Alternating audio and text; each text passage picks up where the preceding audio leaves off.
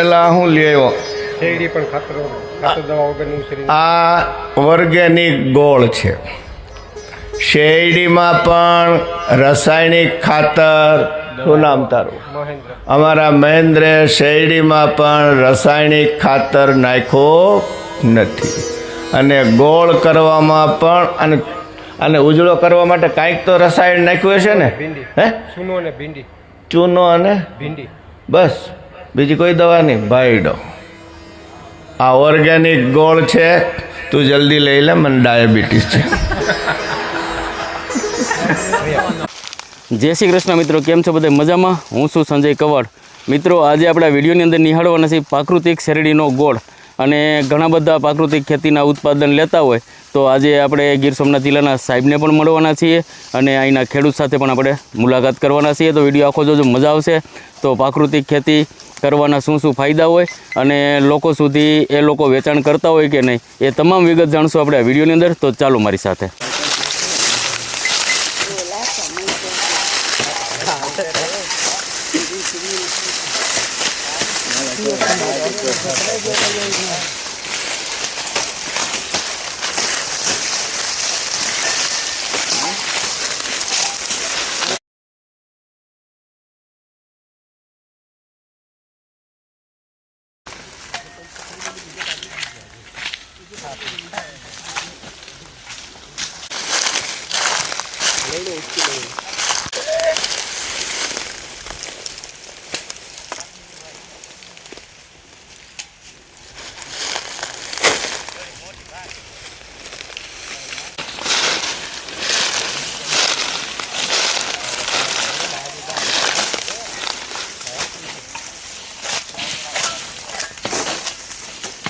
શેરડીનું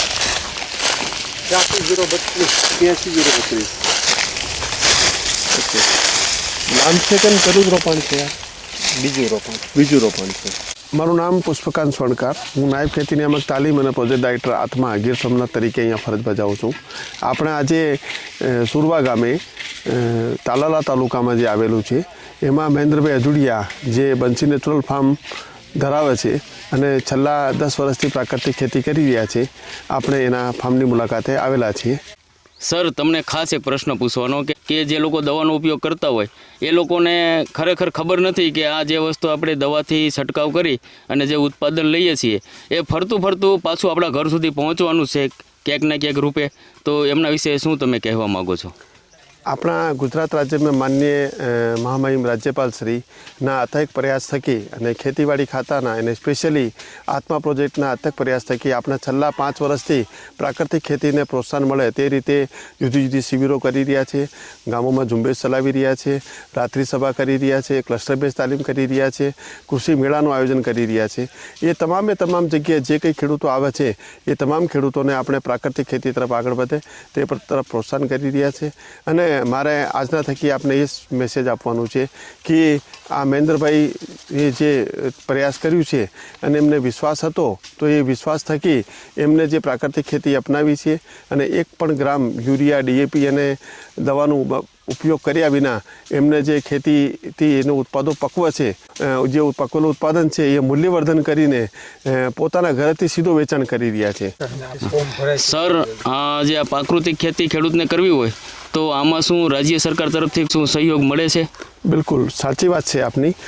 ચાલુ વર્ષથી national mission on natural farming અંતર આપણા જિલ્લાના અંદર 32 જેટલા ક્લસ્ટર બનાવવામાં આવેલ છે, 3 ગ્રામ પંચાયત દીઠ. એ તમામ ક્લસ્ટરના અંદર 125 ખેડૂતો જે પ્રાકૃતિક ખેતી તરફ આગળ વધી રહ્યા છે, સ્વયં પ્રેરિત ખેડૂત છે, વિલિંગનેસ ફાર્મ ધરાવતા હોય છે, એવા ખેડૂતોને આપણે 2000 રૂપિયા પ્રથમ હપ્તો અને બીજો હપ્તો રવિના હપ્તા તરીકે 2000 રૂપિયા એમ કરીને વર્ષમાં 4000 રૂપિયાની આપણે એને સહાય આપવાના છે.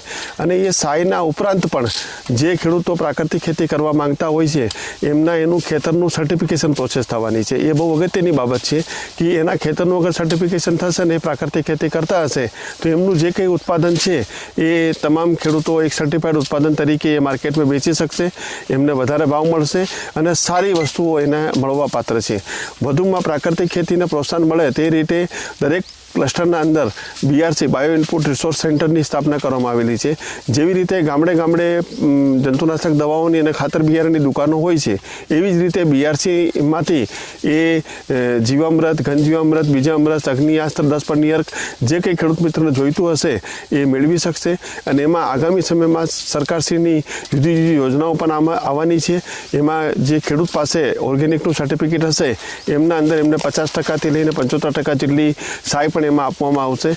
જેથી મારી નમ્ર અપીલ છે કે વધુમાં વધુ ખેડૂતો આ પ્રાકૃતિક ખેતી અપનાવીને આ સહાય યોજનાનો લાભ મેળવી શકે એમ છે.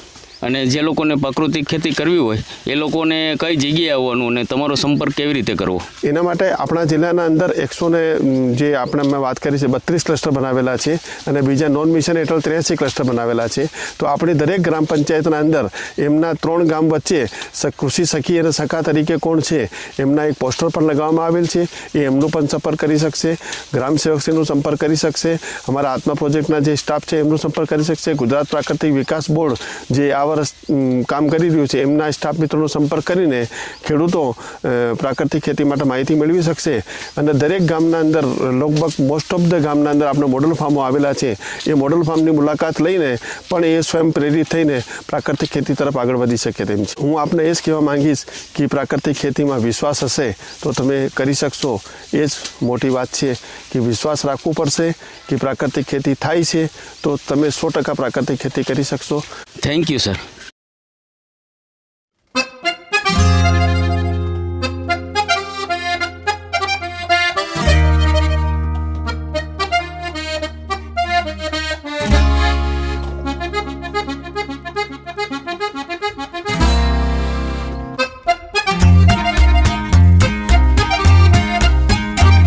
સાથે છે મહેન્દ્રભાઈ અજુડિયા જે પ્રાકૃતિક ખેતી કરી રહ્યા છે અને એમની સાથે ખાસ મુલાકાત કરીએ. તો મહેન્દ્રભાઈ, આ જે તમે પ્રાકૃતિક શેરડી છે એનો જે ગોળ બનાવો છો એના વિશે માહિતી આપો. હવે એમાં એવું છે, હું જ્યારે રાસાયણિક ખેતી કરતો મિત્ર ત્યારે લગભગ વાળના ભાવ નીચા હતા. અત્યારે જો કે 3000 રૂપિયા 3200 રૂપિયા ભાવ છે. પણ એ ભાવ કરતાં પણ જે ગોળ બનાવી આપણી પ્રોડક્ટ આપણે બનાવીને માર્કેટની અંદર વેચીએ, ઝેર મુક્ત હોય તો એનો ભાવ આપણને પૂરો મળે છે, ઉત્પાદન પૂરું મળે છે. આના કરતાં જે દાખલા તરીકે આપણે વીઘાની ગણતરી કરીએ કે વીઘે 15 ટન શેરડી નીકળતી હોય, 3000 ભાવ હોય તો 15 તેરી 45000નો વીઘો થયો. એવી રીતે તમે ગોળ વેચો તો એ 80-90 વીઘો થાય છે. તો આ દ્રષ્ટિએથી અમે ડાયરેક્ટ પેકિંગ કરીને સીધું ગ્રાહકને વેચાણ કરીએ છીએ અને પ્રાકૃતિક ખેતી કરીએ છીએ. છેલ્લા 10 વર્ષથી હું પ્રાકૃતિક ખેતી કરું છું. અને કયા કયા ઉત્પાદન લ્યો છો વર્ષની અંદર? વર્ષમાં વાળ હોય, ઘઉં હોય, તલ હોય, બાજરી હોય, મગ હોય, ચોખા હોય, અડદ હોય, સોરી હોય, અનેક પ્રકારના રાઈ, મેથી. મારે લગભગ 10 વર્ષથી હું આ પ્રાકૃતિક ખેતી કરું છું. 10 વર્ષ પહેલાં હું જ્યારે રાસાયણિક ખેતી કરતો ત્યારે ઉત્પાદન જ્યારે મારી પાસે આવે અને ટોટલ મારું તો એકાદા 2 વ્યક્તિના બિલ બાકી રહી જતા. કાં એગરાવાળો બાકી રહી જાય, કાં ટ્રેક્ટરના ભાડાવાળો બાકી રહી જતો, અથવા તો અનાજ કરિયાણાવાળો બાકી રહી જતો. જ્યારથી પ્રાકૃતિક ખેતી શરૂ કરી છે ત્યારથી કોઈ પણ ખેડૂતનું કે કોઈ પણ ટ્રેક્ટરવાળાનું કે એગ્રોમાં તો જવું જ નથી પડતું, કે ખાતર લેવું જ પડતું, એટલે કોઈ બિલ બાકી રહેતા જ નથી. પ્લસ કે આ 10 વર્ષથી હું ખેતી કરું છું એમાં મારો અનુભવ એવો છે કે ખરેખર પ્રાકૃતિક ખેતી ખેડૂતે કરવી જોઈએ. આ પ્રાકૃતિક કૃષિના ખરેખર 5 આયામો છે. એક જીવામૃત, પેલું બીજામૃત, પછી જીવામૃત, પછી આચ્છાદન, વાપસા અને સહજીવી.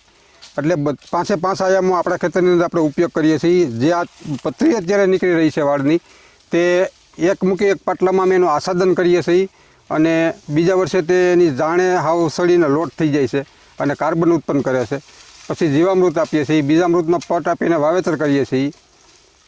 એટલે એનાથી એમને ઘણા બધા ફાયદા છે અને ખરેખર કરવું જોઈએ. રાસાયણિક અને પેસ્ટિસાઇડને છોડીને પ્રાકૃતિક તરફ ખેડૂતે વળવું જોઈએ. ખૂબ ખૂબ ધન્યવાદ કે મહેન્દ્રભાઈએ જે લેબની અંદર ગોળ મોકલ્યો એમાં એનો પહેલો નંબર આવ્યો છે આખા ગીર સોમનાથ જિલ્લાની અંદર.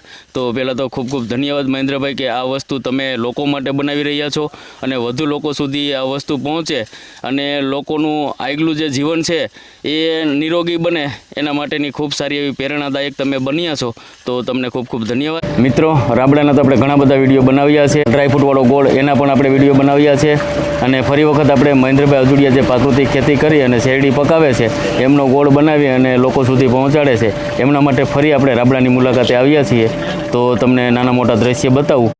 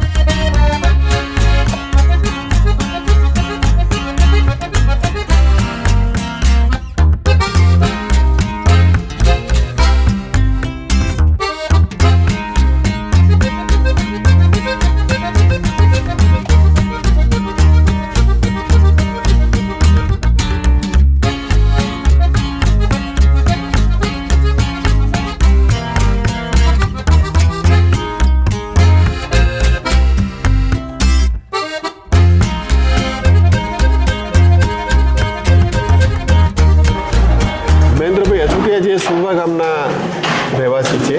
એ છેલ્લા 10 વર્ષથી પ્રાકૃતિક ખેતી કરી રહ્યા છે અને એ પ્રાકૃતિક ખેતી થકી છેલ્લા 5 વર્ષથી ગોળ બનાવીને વેચતા હતા. એમનું આ વખતે એમને પેસ્ટિસાઇડ રેઝિડ્યુ એનાલિસિસ કરાવેલ છે, જેના અંદર એક પણ પ્રકારની દવા એમાં જોવા મળેલ નથી. જે બદલ આપણે આજે મહેન્દ્રભાઈ અજુપિયાના ફાર્મની મુલાકાત લીધેલ છે અને આજે જે આ ગોળ બની રહ્યું છે એમની રાબડાની મુલાકાત પણ લીધેલ છે, જે આપણા સમક્ષ રજૂ કરીએ છીએ. સાહેબ, ઓર્ગોનિક ખેતી અને પ્રાકૃતિક ખેતી વિશે થોડીક માહિતી આપો. હું આપને કહેવા માગું છું કે આપણા દેશના અંદર 3 પ્રકારની ખેતી થઈ રહી છે. રાસાયણિક ખેતી, જેના અંદર જુદા જુદા ખાતરો અને રાસાયણિક દવાઓનો ઉપયોગ કરીને ખેત પેદાશ ઉત્પાદન મેળવી રહેવામાં આવી રહ્યું છે. ઓર્ગેનિક ખેતી જેના અંદર વધુમાં વધુ છાણિયા ખાતરનો ઉપયોગ કરીને, સેન્દ્રિય ખાતરનો ઉપયોગ કરીને ખેતી કરવામાં આવતી હોય છે, જેમાં દર વર્ષે ઘણી બધી માત્રામાં છાણિયું ખાતર અને દેશી ખાતર અથવા સેન્દ્રિય ખાતરનો ઉપયોગ કરવો પડતો હોય છે, જેમાં જીવાણુની સંખ્યા બહુ ઓછી હોય છે, જેથી દર વર્ષે ઘણી બધી માત્રામાં એનો ઉપયોગ કરવાનો થાય છે. જ્યારે પ્રાકૃતિક ખેતીમાં આપણે ઓછા છાણ, ઓછા ગૌમૂત્ર થકી જીવાણુનું કલ્ચર બનાવીને જીવાણુની ખેતી કરીએ છીએ, જેથી એક વખત આ પ્રાકૃતિક ખેતી કરીએ તો એનાથી 3 થી 4 વર્ષ પછી આપણા ખેતરના અંદર એક એવું સિસ્ટમ ડેવલપ થઈ જાય છે કે પછી આપણને કંઈ કરવાની જરૂરિયાત રહેતી નથી. પ્રકૃતિના સાથે રહીને એ ખેતરનું ઉત્પાદન વધારતી હોય છે.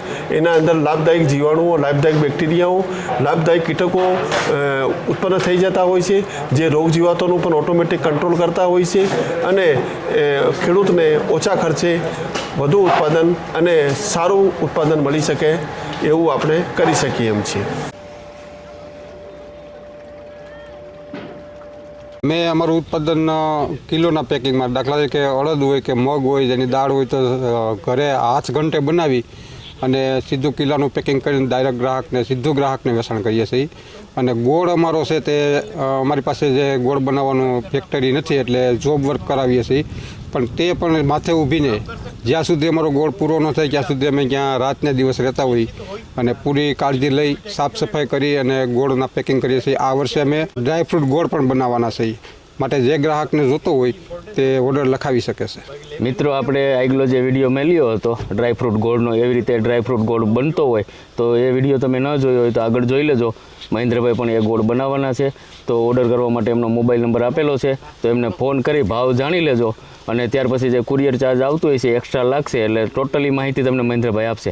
મહેન્દ્રભાઈ, કોઈનો ફોન નહીં ઉપાડતા એવો પ્રશ્ન નહીં બને ને? નહીં, ફોન ગમે ન આવે ઉપડે, કદાચ રાતે ફોન કરે તો પણ ઉપડી જાય. આ બાજુ છે શેરડીનું વાવેતર અને આ બાજુ ઘણું બધું વાવેતર છે. મહેન્દ્રભાઈ, આમાં શું શું વાવેલું છે? આમાં મિક્સ ક્રોપ કહેવાય, અને ગાજર છે, બીટ છે, રાઈ છે, તુવેર દાળ છે, કલમ એટલે કે આંબા છે, જમરૂખી છે, બોયડી છે, પપૈયા છે અને સરગવો, ધાણા, મેથી. આ બાજરો છે ને? હા, આમાં બધું મિક્સ વાવેલું છે. અને મહેન્દ્રભાઈ, ખાસ એક તમને પ્રશ્ન, ઘણા લોકો એવું કહેતા હોય કે એ તો ભલે ને પ્રાકૃતિક ખેતી કહેતા હોય પણ ખરેખર એ કે દવા રાઈતે છાંટી દેતા હોય, કે આવું ખરેખર બનતું ના? એ લોકોની માન્યતા છે, અને જે લોકો નક્કી જ કરી લેશે કે ભાઈ મારે મારી ખેતીને ઝેર નથી આપવું, એ ન જ આપે કોઈ પણ સંજોગે. આ ગ્રાહકના પ્રશ્નો હતા, એના હિસાબે જ આપણે ગોળનું એનાલિસિસ કરાવેલું છે, જેમાં કોઈ પણ કેમિકલ 228 પ્રકારના આપણે પેસ્ટિસાઇડ ટેસ્ટિંગ કરેલું છે, એમાં એક પણ દવાનો અંશ પણ આવેલો નથી. અને આની પહેલાં એક વખત અમે અડદનું પણ ટેસ્ટિંગ કરાવેલું હતું, તેમાં પણ દવાનો એક અંશ પણ આવેલો ન હતો. અને સર્ટિફિકેટ પણ મળેલું છે? આ સર્ટિફિકેટ બંનેના મળેલા છે. મહેન્દ્રભાઈ, તમારી જે ઉત્પાદન થતું હોય એ તમે ડાયરેક્ટ ગ્રાહક સુધી પહોંચાડો છો? હા, ડાયરેક્ટ ગ્રાહક સુધી પહોંચાડીએ છીએ. તો એ લોકોને લેવું હોય તો કેવી રીતે તમે પહોંચાડો? મારા મોબાઈલ નંબર છે 97 267 84 605. આ નંબર ઉપર કોલ કરે એટલે કુરિયર દ્વારા અથવા ટ્રાન્સપોર્ટ દ્વારા કોઈ પણ હિસાબે પહોંચાડી દઈએ ગ્રાહક સુધી, અને ગુજરાતમાં ઓવર ગુજરાતમાં પહોંચાડીએ છીએ. અને તમે એક્ઝિબિશનમાં જાઓ છો ને? અમદાવાદ, અમદાવાદ જાઉં છું, તાલાળા, વેરાવળ, રાજકોટ. ગુજરાતની અંદર જે જગ્યાએ એક્ઝિબિશન થતા હોય ત્યાં મહેન્દ્રભાઈનો સ્ટોલ અચૂકથી હોય છે, તો તમે કોલ કરી અને ભાવતાલ જાણી લેજો. અને કુરિયર ચાર્જ જે આવતું હશે તમારે એક્સ્ટ્રા પે કરવાનું રહેશે. તો આવી રીતે સરસ મજાની ખેતી કરે છે, પ્રાકૃતિક ખેતી કરી અને એનું ગુજરાન ચલાવે છે. તો મિત્રો, ખેડૂત લોકોનો ફાયદો થાય એ ઉપદેશથી આપણે આ વિડીયો બનાવ્યો છે. તો વધુમાં વધુ આ વિડીયોને શેર કરજો. તો ચાલો મિત્રો, આ વિડીયો તમને ગમ્યો હોય તો ચેનલને ખાસ સબસ્ક્રાઈબ કરતા જજો. જય શ્રી કૃષ્ણ.